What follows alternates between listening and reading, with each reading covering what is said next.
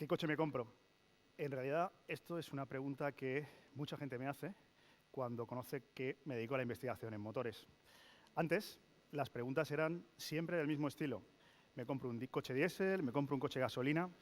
Había una tecnología predominantemente masiva, que era el motor de combustión interna alternativo, y esas eran las preguntas respecto a los tipos de combustible. A día de hoy, las preguntas son absolutamente diversas. ¿Me compro un coche híbrido? ¿Me compro un coche eléctrico? O, por el contrario, sigo con la tecnología que conozco de toda la vida, el coche diésel, el coche gasolina.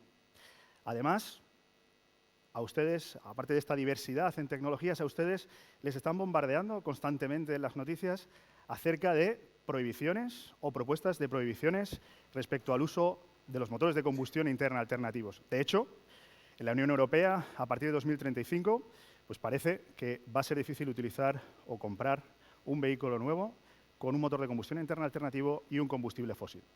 Cuidado, porque seguro que también han visto que no solo se está prohibiendo o va haciendo propuestas de prohibición respecto a motores, sino también respecto a la electrificación. Si miran las noticias, pues más recientemente en Suiza parece que se está proponiendo una propuesta de restricción al uso de los vehículos eléctricos, bueno, pues debido a que están comprando un montón de energía eléctrica no renovable a Alemania y los suizos, pues ya saben, son muy suizos. Bueno, esencialmente hay una especie de controversia aquí y, bueno, pues hay gente que viene con la misma pregunta, pero con una respuesta totalmente preconcebida. Hay fanáticos de los vehículos eléctricos, hay fanáticos de los motores térmicos, pero bueno, quiero decir, esto pues es simplemente una representación más de la sociedad en la que, bueno, pues aquí también existe esta controversia. Lo que percibo, o lo que realmente se ve, es que la gente anda completamente desorientada en términos de, oye, ¿cuál es el vehículo que realmente funcionaría bien para el medio ambiente, para mí? Bueno, esta desorientación en los investigadores es igual. Bueno, pues déjeme decirle que afortunadamente no. Lo que hacemos es esencialmente adaptar pues, nuestras líneas de investigación a lo que serían los nuevos retos sociales y sobre todo medioambientales del futuro. En mi caso, como decía Belén, pues esencialmente me he dedicado hace 10-15 años a los estudios de los procesos de combustión en motores. A día de hoy, pues me dedico a los procesos de combustión, a los incendios en baterías, porque sí, pues desafortunadamente las baterías de los vehículos eléctricos tienen ese cierto problema, es decir, pues generan incendios. Bueno, les digo que nos dedicamos a resolver retos, pero en realidad, ¿cuáles son los retos que tiene el transporte en Europa? Bueno, a día de hoy, si hacemos una evaluación de lo que hay en la calle, pues podríamos decir que el 98% de los vehículos llevan incorporado un motor térmico. Solo el 2% es un vehículo eléctrico. Y cuando uno tiene un proceso de combustión, ¿qué pasa? Bueno, pues cuando uno tiene un proceso de combustión, coge aire, coge combustible, tiene una reacción muy rara de oxidación y genera un montón de nitrógeno. Por otro lado, agua y un poquito, muy poquito en partes por millón o en masa de emisiones contaminantes que seguro que también han oído, óxidos de nitrógeno, CO, etc. Además de todo esto, generamos CO2. Entonces, ¿cuáles son los dos retos principales? Pues por un lado están las emisiones y por otro lado el CO2. Respecto a las emisiones, existen una serie de legislaciones vigentes que lo que esencialmente hacen es delimitar que un vehículo se pueda sacar a la calle o no. Es decir, hay una homologación y dice, usted cumple y prácticamente el valor es cero pues, de estas emisiones y lo puede vender. ¿Esto por qué es así? Bueno, pues es así porque esas emisiones son absolutamente nocivas. Si ustedes las respiran, si ustedes inhalan óxidos de nitrógeno, pues desafortunadamente tendrán problemas en sus vías respiratorias. Si por el contrario, de una manera extendida, acumulan, pues por ejemplo, partículas, hollín, pues incluso pueden desarrollar cáncer. Bueno, parece que ese reto, teniendo en cuenta la legislación, pues está resuelto. Respecto al CO2, ¿qué pasa con el CO2? El CO2, bueno, les pregunto, ¿ustedes creen que es una emisión contaminante? Por favor, levanten la mano. La pueden levantar. Fantástico. Hay muchos políticos que esto no lo tienen claro. Afortunadamente, aquellos que han levantado la mano se han equivocado. Es decir, el CO2 no es una emisión contaminante per se. La estamos respirando ahora. Es decir, el aire tiene una proporción, iba a decir importante, pero es pequeñita, de CO2. Es decir, no es una emisión contaminante. De hecho, es absolutamente esencial para la vida. Sin CO2 no tendríamos fotosíntesis y no existiría vida en nuestro planeta. No obstante, no son todo, déjame decir, ventajas. También existen efectos nocivos que seguro que también conocen y han oído. Y es que el CO2 es un gas de efecto invernadero que produce pues, calentamiento global en el planeta, y a partir de ese calentamiento global pues, tenemos problemas de inundaciones, sequías, etc. Bueno, me lo van a permitir, déjeme decirle que el CO2 es como una noche de chupitos. Si usted se toma uno, pues no pasa absolutamente nada, pero en el momento que se toma muchos, pues las cosas probablemente empiecen a fastidiarse. Muy bien, pues además la idea es cómo podemos cuantificar el problema, es decir, realmente cómo de problema es. Bueno, pues haciendo una cuantificación específica de todo esto, lo que vemos es que desde el año 2020 hasta el año 2050, que es cuando se pretende pues, una descarbonización total, pues hay que hacer una reducción del orden de casi 4.000 millones de toneladas por año. Es una auténtica brutalidad. Es decir, tenemos mucho trabajo por delante que hacer para reducir esas emisiones de CO2 y que la temperatura del planeta pues, no se siga elevando. Existen diferentes maneras de solucionarlo. Entonces, ¿cuáles son las propuestas políticas a esta descarbonización? Bueno, pues miren, el pasado junio del año 2022, la Comisión Europea definió un concepto fantástico. Ese concepto es el concepto de vehículo cero emisiones. Dijeron, no se van a vender a partir de 2035 ni un solo vehículo que emita por el tubo de escape más de 0 gramos por kilómetro. Bueno, esencialmente lo que estaban diciendo es, oiga, existe una tecnología ganadora que se llama vehículo eléctrico y vamos a hacerla que sea igual a cero emisiones. Bueno, ¿qué es lo que dice un político? Un político dice, bueno, tenemos un problema que es emisión en tubo de escape de CO2, pues muy fácil de resolver. Vamos a quitar el tubo de escape. Ustedes saben que los vehículos eléctricos no tienen tubo de escape y resolvemos el problema. Así de simple. Bien, ¿qué es lo que dice la investigación, los investigadores al respecto? Pues el problema es mucho, mucho más complejo, ¿verdad? Es decir, el CO2 es un problema global, no es un problema local de sus tubos de escape. Es decir, hay que contabilizar el CO2 desde que, para un vehículo, se hace extracción de materias primas hasta que se llega al reciclado, pasando pues, por el uso o la producción de energía eléctrica, que para el caso de los vehículos eléctricos vamos a utilizar. Bien, haciendo esto, les pongo como un ejemplo dos países de la Unión Europea, en este caso Alemania y Suecia. Vamos a comparar el CO2 que tendríamos en la generación de energía eléctrica para, con una determinada infraestructura, cargar un vehículo eléctrico. Bueno, pues si miran, se darán cuenta de que para generar un kilovatio hora eléctrico, que luego utilizarán para cargar ese mismo vehículo eléctrico en cualquiera de los dos países, pues en el caso alemán, en el que sus fuentes de energía primaria son esencialmente carbón, gas natural, pues estamos generando un montón más de CO2, 8 veces más, que en el caso sueco. Bueno, primera conclusión importante de esto. Si yo quiero vehículos que hagan pocas emisiones eléctricos, tengo que utilizar energías renovables. Segunda conclusión muy importante. Ustedes ven que esa barra verde no es exactamente igual a cero. Independientemente de que utilicemos energías renovables, cuidado, ese concepto tan fantástico de vehículo cero emisiones no existe. ¿Sí? Venga, pues lo que está claro también es que la electrificación es absolutamente parte de la solución en el transporte. Genera muy poquitas emisiones de CO2. Estamos en el año actualmente 2023. Hasta el año 2035, cuando tengamos la prohibición, todavía nos quedan 12 años. La pregunta es, ¿son 12 años suficientes para poder hacer una integración masiva, instantánea del vehículo eléctrico?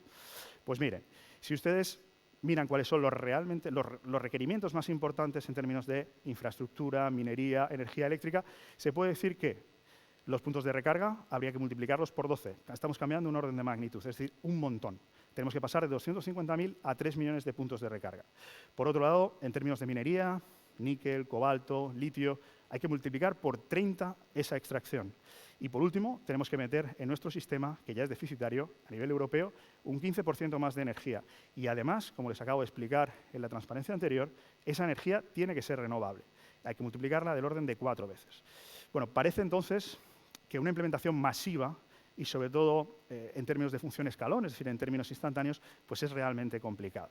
Entonces, ¿qué es lo que deberíamos o qué es lo que podemos hacer? Pues lo que podemos hacer es adaptar la tecnología que tenemos a día de hoy, es decir, el motor de combustión interna alternativo, para que, de algún modo, pues hagamos una reducción lo más progresiva en términos de CO2. ¿Cómo podemos hacer esto?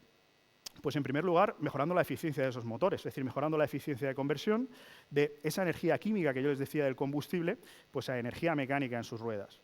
Pero, por otro lado, pues podemos utilizar dos técnicas o dos tecnologías, mejor dicho, que nos van a ayudar un montón. Una sería la hibridación y otra serían los combustibles sintéticos. ¿Qué es eso de un combustible sintético? Pues un combustible sintético, sobre todo aquellos que son líquidos y derivados del hidrógeno, se basan en: cogemos energía eléctrica, cogemos agua y mediante un proceso de electrólisis obtenemos hidrógeno. Si esa energía que estamos utilizando eléctrica para el proceso es verde, es renovable, al hidrógeno le ponemos la etiqueta de verde. Si por el contrario es gas natural, al hidrógeno le ponemos la etiqueta de azul y, si desafortunadamente es carbón, pues al hidrógeno le ponemos la etiqueta de negro. Obviamente nos va a interesar siempre hidrógeno verde. Tras esto, lo que hacemos es capturar CO2 del ambiente. Entonces, capturamos CO2, tenemos hidrógeno y bueno, pues tenemos un proceso de síntesis químico y con eso generamos un combustible. A ese combustible se le llama combustible electrónico o e-fuel. Con ese e-fuel alimentamos un motor y, como se dan cuenta, pues lo que tenemos es un proceso absolutamente cíclico en el que estamos capturando el 90% del CO2 que estamos emitiendo, es decir, un montón de CO2. Bien, otra manera, como les decía, de resolver estos retos sería la hibridación. ¿Y qué es un vehículo híbrido? Pues un vehículo híbrido no es ni más ni menos que la transición entre los dos mundos, es decir, entre el vehículo eléctrico y el vehículo térmico. Afortunado o desafortunadamente, pues tiene cosas positivas de ambas dos tecnologías. Bueno, respecto a las distintas familias, pues tenemos híbridos convencionales, que seguro que les suenan, en donde los motores térmicos son relativamente importantes, las baterías son relativamente pequeñas y algo muy importante, no requieren infraestructura de recarga. Cuando ustedes frenan, la batería se recarga sola. Bueno, con esto tenemos una reducción del 20% de CO2, una reducción considerable. Si damos un paso más y tenemos otra familia, pues hablaríamos de hibridación o de híbridos enchufables. Estos sí necesitan puntos de recarga. Tienen motores pequeñitos, motores térmicos más pequeños y tienen baterías mucho más grandes. Bueno, fíjense, 20-40% de reducción de CO2. Le hablaba antes de un 90% de reducción de CO2. Si consideramos la conjunción de las tecnologías, es decir, hibridación junto con combustibles sintéticos, estamos hablando de una reducción muy significativa de CO2, absolutamente competitiva respecto a la electrificación o al vehículo eléctrico puro. Bueno, algo que me gustaría resaltar y que también pues, creo que es algo en lo que deberíamos pensar es en nuestra responsabilidad como generadores de tecnología en Europa. Nosotros utilizamos motores térmicos que, según nuestra Comisión Europea, a partir de 2035 pues no se podrán vender, pero les puedo asegurar que esos motores van a seguir vivos en otros continentes. Es decir, esos motores, a día de hoy, cuando pasan 15 años en Europa, en Estados Unidos, en Japón, pues normalmente lo que suele suceder es que van a África, a Sudamérica, a otros lugares. Bueno, en principio, la idea principal que me gustaría transmitir aquí es cuidado con considerar el CO2 un problema local y empujarlo hacia el sur, porque no lo es y eventualmente pues, vamos a tener el mismo problema. Con lo que, en cierta medida, pues, toda la tecnología que le estaba contando se tiene que aplicar para que esto pues, no suceda. Bueno, disculpen, no les he respondido a la primera pregunta, ¿qué coche me compro? Bueno, pues venga, vamos a hacerlo de la siguiente manera, un ejercicio para todos. Háganse las siguientes preguntas. La primera es, yo, en mi casa, porque tengo un chalet, yo no, ¿pueden ustedes o su país están generando energía eléctrica renovable? Primera pregunta. Segunda pregunta, ¿ustedes tienen puntos de infraestructura cerca de donde su coche duerme o donde su coche circula? Es decir, hay puntos de conexión donde yo pueda cargar mi vehículo eléctrico. Y bueno, por último, ¿ustedes van a hacer viajes de más de 300 kilómetros? Bueno, una pregunta adicional a esos 300 kilómetros. Si voy a hacer un viaje de más de 300 kilómetros, ¿no me importa el pararme durante varias horas a recargar? Bueno, pues si usted esas 4 preguntas ha dicho que sí, definitivamente su solución es un vehículo eléctrico. Si por el contrario, aquí hay del orden de 300 personas, ¿verdad? Pues estoy seguro que sus circunstancias, sus vicisitudes son completamente distintas entre ustedes y va a ser muy difícil que todos ustedes digan sí a esas 4 preguntas que yo acabo de hacer. Seguro que hay algún no. Entonces, si ustedes o cualquiera de ustedes tiene un no, lo que yo les propongo es, en lugar de un vehículo eléctrico, le propongo un vehículo ecléctico. El futuro inmediato para el transporte, para generar una reducción de CO2 masiva e instantánea, debería ser no eléctrico, sino ecléctico. Muchas gracias.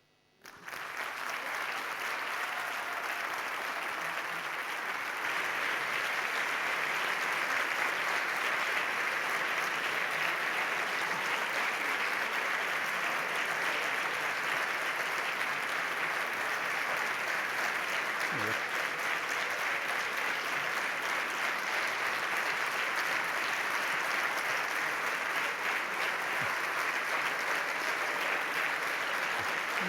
Nacho ya, ¿no?